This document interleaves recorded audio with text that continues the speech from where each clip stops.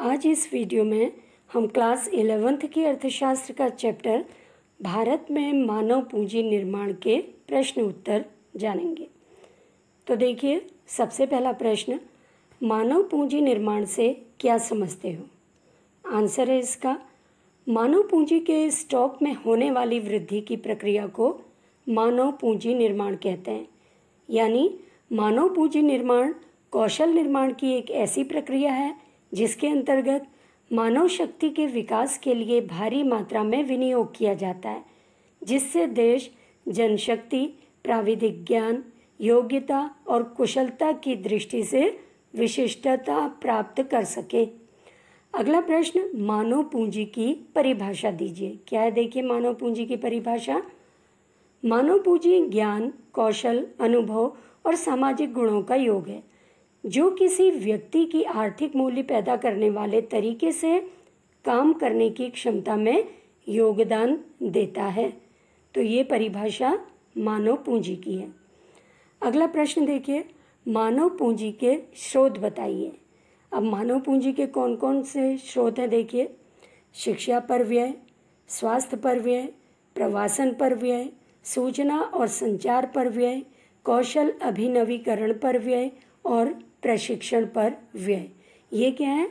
मानव पूंजी के स्रोत हैं। तो इसमें मुख्य है शिक्षा पर व्यय और स्वास्थ्य पर व्यय। क्या स्थानांतरण मानव पूंजी निर्माण में सहायक है?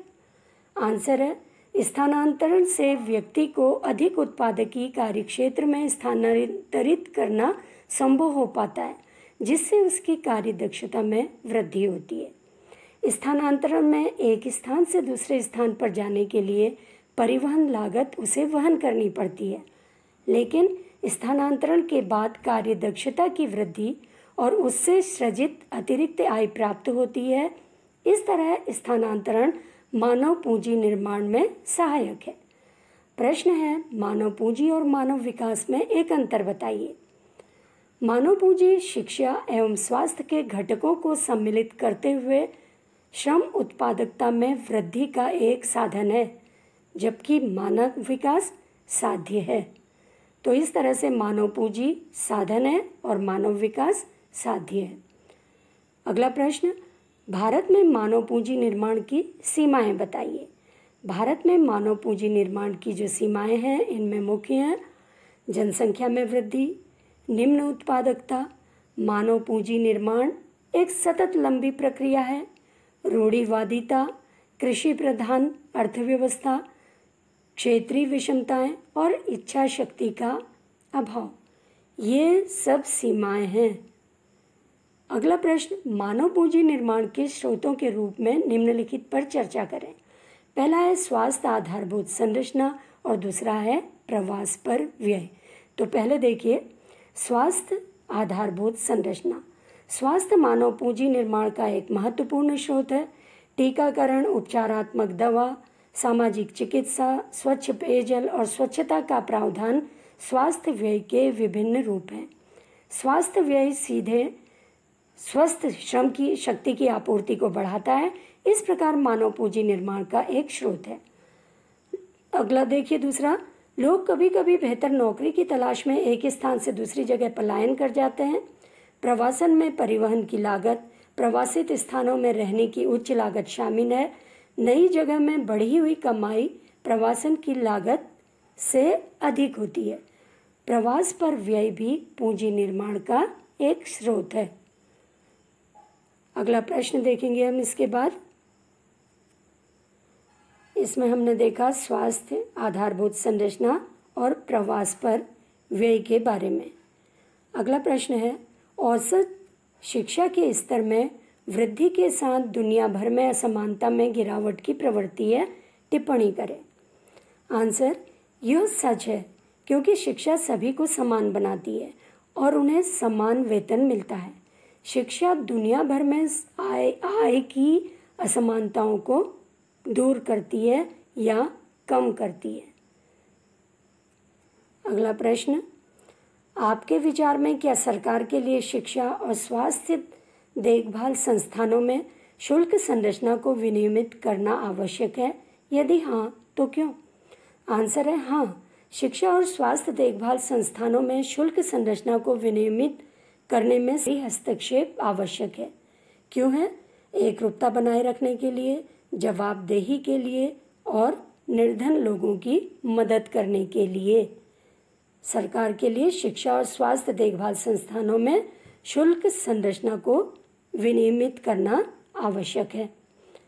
अगला प्रश्न, शिक्षा और स्वास्थ्य के क्षेत्रों में विभिन्न प्रकार के सरकारी हस्तक्षेप की आवश्यकता के पक्ष में तर्क दीजिए। शिक्षा और स्वास्थ्य के क्षेत्रों में सरकारी हस्तक्षेप निम्नलिखित कारणों से आवश्यक है। पहला, शिक्षा और स्वास्थ्य देखभाल सेवाओं को प्रदान करने के लिए निजी और सार्वजनिक दोनों संस्थानों की आवश्यकता होती है और सरकार को उन पर अपना नियंत्रण रखना चाहिए। दूसरा, किसी राष्ट्र के विकास के लिए शिक्षा और स्वास्थ्य संस्थानों पर व्यय महत्वपूर्ण है। शिक्षा और स्वास्थ्य सेवाओं के निजी प्रदाताओं को सरकार द्वारा विनियमित करने की आवश्यकता है। तो इसीलिए सरकारी हस्तक्षेप शिक्षा और स्वास्थ्य के क्षेत्र में करना बहुत आवश्यक है, जिससे शिक्षा और स्वास्थ्य का लाभ समाज के सभी वर्ग को आसानी से मिल सके। प्रश्न है, भारत में महिला शिक्षा को बढ़ावा देने की आवश्यकता पर चर्चा करें। आंसर, भारत में महिलाओं की शिक्षा को बढ़ावा देने के कारण ये हैं। पहला, महिलाओं की आर्थिक स्वतंत्रता उनकी सामाजिक स्थिति में सुधार के लिए। दूसरा, महिलाओं और बच्चों की प्रजनन दर और स्वास्थ्य देखभाल पर अनुकूल प्रभाव डालने के लिए। तो हम कह सकते हैं महिला शिक्षा को बढ़ावा देने का मुख्य कारण महिलाओं की आर्थिक स्वतंत्रता देना और महिलाओं का स्वास्थ्य पर अच्छा असर उसका पड़े शिक्षा का। किसी व्यक्ति के लिए प्रशिक्षण की आवश्यकता को स्पष्ट कीजिए। आंसर, तकनीकी प्रशिक्षण से लोगों की उत्पादन क्षमता बढ़ती है। प्रशिक्षण दो रूपों में दिया जा सकता है। पहला, श्रमिकों को एक वरिष्ठ और अनुभवी कार्यकर्ता की सहायता से फर्म में ही प्रशिक्षित किया जा सकता है, या श्रमिकों को प्रशिक्षण के लिए उनके कार्यस्थल से बाहर भेजा जा सकता है। दोनों ही तरीके से प्रशिक्षण का लाभ श्रमिक को मिलता है। तो इस तरह से किसी भी व्यक्ति के लिए प्रशिक्षण आवश्यक है, क्योंकि उससे उसकी आय बढ़ जाती है। प्रश्न है, औसत शिक्षा के स्तर में वृद्धि के साथ दुनिया भर में असमानता में गिरावट की प्रवृत्ति है, टिप्पणी करें। उत्तर, यह सच है, क्योंकि शिक्षा सभी को समान बनाती है और उन्हें लगभग समान वेतन मिलता है, जिससे दुनिया भर में आय की असमानताओं में कमी आती है। तो इस तरह से शिक्षा से क्या होता है, समाज में समानता आती है। मानव पूंजी में निवेश किस प्रकार आर्थिक विकास में योगदान देता है? आर्थिक विकास में मानव पूंजी निर्माण की भूमिका है। पहला, उत्पादन बढ़ाता है। दूसरा, दक्षता और उत्पादकता बढ़ाता है। तीसरा, दृष्टिकोण और दृष्टिकोण में सकारात्मक परिवर्तन लाता है। जीवन की गुणवत्ता में सुधार करता है। जीवन प्रत्याशा को बढ़ाता है। सामाजिक न्याय को बढ़ाता है। तो इस तरह मानव पूंजी में निवेश से आर्थिक विकास जो है उसमें सहायता मिलती है, क्योंकि मानव पूंजी में निवेश से उत्पादकता बढ़ती है और उत्पादकता बढ़ने का मतलब आय बढ़ती है, जिससे जीवन स्तर अच्छा होता है। प्रश्न है, स्वास्थ्य और शिक्षा क्षेत्रों को विनियमित करने वाले दो सरकारी संगठनों का उल्लेख कीजिए। भारत में केंद्र और राज्य स्तर पर शिक्षा मंत्रालय, शिक्षा विभाग और विभिन्न संगठन जैसे राष्ट्रीय शैक्षिक अनुसंधान और प्रशिक्षण परिषद, विश्वविद्यालय अनुदान आयोग या यूजीसी और अखिल भारतीय तकनीकी शिक्षा परिषद AICTE शिक्षा को विनियमित करते हैं। इसी तरह संघ और राज्य स्तर पर स्वास्थ्य मंत्रालय, स्वास्थ्य विभाग और भारतीय चिकित्सा अनुसंधान परिषद ICMR जैसे विभिन्न संगठन स्वास्थ्य क्षेत्र को विनियमित करते हैं। तो ये सरकारी संगठन है जो स्वास्थ्य और शिक्षा क्षेत्रों को विनियमित करने का कार्य करते हैं, जिससे कि शिक्षा और स्वास्थ्य समाज के हर वर्ग तक पहुँचे।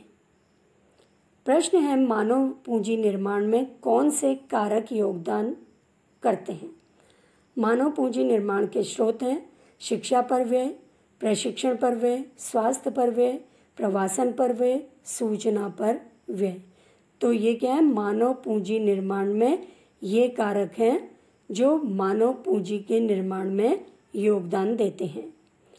प्रश्न है, मानव पूंजी की तुलना में मानव विकास एक व्यापक शब्द कैसे है? मानव पूंजी एक संकीर्ण अवधारणा है जो मनुष्य को अधिक उत्पादन में सहयोग देने के लिए साधन के रूप में मानती है। मानव विकास एक व्यापक अवधारणा है जो मनुष्य को अपने आप में साध्य मानती है। शिक्षा और स्वास्थ्य में निवेश के माध्यम से मानव कल्याण प्राप्त किया जा सकता है। मानव कल्याण कैसे प्राप्त होगा? क्योंकि शिक्षा अगर लोगों को मिलेगी तो लोग जागरूक होंगे, स्वास्थ्य अच्छा होगा तो उससे क्या होगा? लोगों की कार्य क्षमता बढ़ेगी, जिससे उनकी आय बढ़ेगी और उनका जीवन स्तर अच्छा होगा। तो इस तरह से मानव विकास एक व्यापक अवधारणा है, जबकि मानव पूंजी एक संकीर्ण अवधारणा है। भारत में शिक्षा प्राप्ति में हम क्षेत्रीय अंतर क्यों दिखाई देता है हमें? भारत में शैक्षिक प्राप्ति में शैक्षिक अंतर के कारण है, पहला आय की असमानता, दूसरा शिक्षा सुविधाओं में सरकार द्वारा व्यय। तो ये दोनों कारण हैं जिससे शिक्षा प्राप्ति में हमें क्षेत्रीय अंतर दिखाई देता है। किसी एक देश में मानव पूंजी के दो प्रमुख स्रोत कौन से हैं? मानव पूंजी के दो प्रमुख स्रोत हैं शिक्षा और स्वास्थ्य में निवेश। अगला प्रश्न, किसी देश में शैक्षिक उपलब्धि के संकेतक क्या हैं? किसी देश में शैक्षिक उपलब्धि के संकेतक है प्राथमिक शिक्षा, युवा साक्षरता, वयस्क साक्षरता। इनके द्वारा शैक्षिक उपलब्धि को मापा जाता है। मानव संसाधन के विकास में शिक्षा का महत्व बताइए। आंसर है इसका, शिक्षा लोगों का मानसिक स्तर बढ़ाती है। शिक्षा व्यक्तित्व का विकास करती है, कुशल और प्रशिक्षित श्रमिकों का उत्पादन करती है। साक्षरता और शिक्षा से जन्म दर, मृत्यु दर प्रभावित होते हैं। यह विज्ञान और प्रौद्योगिकी प्रोत्साहन का विकास करती है। शिक्षा लोगों के व्यवहार को आधुनिकृत करती है। तो इस तरह से शिक्षा लोगों को जागरूक करने का कार्य करती है। भारत में शिक्षा प्रणाली के दोष बताइए। देखिए, भारत में शिक्षा प्रणाली के दोष क्या हैं? व्यापक निरक्षरता, निम्न ग्रामीण पहुंच स्तर, निजीकरण, विद्यालय बीच में छोड़ना, असंतुलित विकास और निम्न नामांकन अनुपात। ये सब कारण जो भारत में हैं, दोष हैं शिक्षा प्रणाली के। तो इस तरह से भारत में शिक्षा प्रणाली के ये मुख्य दोष हैं। अब है देखिए, इसमें आपको सही उत्तर छांटना है। निम्नलिखित में से कौन सा कथन मानव पूंजी निर्माण का गुण नहीं है? पहला, मानव पूंजी निर्माण तकनीकी ज्ञान में सुधार करने में महत्वपूर्ण भूमिका निभाता है। दूसरा ऑप्शन है, मानव पूंजी निर्माण व्यवसायों के आकार का विस्तार करने में मदद करता है। तीसरा है, सामाजिक दृष्टिकोण बदलने के उद्देश्य से मानव पूंजी निर्माण महत्वपूर्ण है। डी है, मानव पूंजी निर्माण से उत्पादन की कुल लागत में वृद्धि होती है। तो इनमें से कौन सा कथन जो पूंजी निर्माण का गुण नहीं है? डी वाला, मानव पूंजी निर्माण से उत्पादन की कुल लागत में वृद्धि होती है। अगला प्रश्न, निम्नलिखित में से कौन भौतिक पूंजी की सटीक परिभाषा है? ए है, भौतिक पूंजी से तात्पर्य भूमि और मशीनरी जैसे उत्पादन के मूर्त आदानों के कुल स्टॉक से है। बी, भौतिक पूंजी का तात्पर्य नौकरी के लिए कुशल लोगों को बढ़ाने और प्राप्त करने की प्रक्रिया से है। सी, भौतिक पूंजी एक कंपनी के हिस्से को संदर्भित करती है। डी, ऊपर के सभी। तो इनमें से भौतिक पूंजी की सटीक परिभाषा कौन सी इसमें हमें दिखाई दे रही है? इसका आंसर है, भौतिक पूंजी की जो सटीक परिभाषा है, इसका आंसर ए है। भौतिक पूंजी से तात्पर्य भूमि और मशीनरी जैसे उत्पादन के मूर्त जो कारक हैं ये हैं। निम्नलिखित में से कौन मानव पूंजी के परिवर्तन का स्रोत नहीं है? ए कारखानों और मशीनों के निर्माण के लिए व्यय, बी रोजगार के बेहतर अवसरों की तलाश में कहीं और प्रवास करने के लिए व्यय, सी उत्पादकता बढ़ाने के लिए नौकरी पर प्रशिक्षण के लिए व्यय, या डी ऊपर के सभी। तो इनमें से कौन सा कथन मानव पूंजी के परिवर्तन का स्रोत नहीं है? इसका आंसर है कारखानों और मशीनों के निर्माण के लिए व्यय, क्योंकि ये क्या है? भौतिक पूंजी है। अगला है, निम्नलिखित में से कौन मानव पूंजी निर्माण की समस्या है? ए बढ़ती जनसंख्या मानव में पूंजी निर्माण की प्रमुख समस्याओं में से एक है। बी ब्रेन ड्रेन भारत में मानव पूंजी निर्माण की प्रमुख समस्याओं में से है। सी निम्न शैक्षणिक मानक भारत में मानव पूंजी निर्माण की मुख्य समस्याओं में से है। डी ऊपर के सभी। इसका आंसर क्या है? डी ऊपर के जो तीनों ऑप्शन दे रखे हैं ये सभी मानव पूंजी निर्माण की समस्या हैं। अगला है, मानव विकास क्या है? ए एक साधन, बी एक साध्य, सी एक साधन और एक साध्य, डी इनमें से कोई नहीं। तो इसका आंसर है बी, मानव विकास क्या है? साध्य है। तो इस तरह से आपने इस वीडियो में मानव पूंजी, भारत में मानव पूंजी का निर्माण के प्रश्न उत्तर को समझा।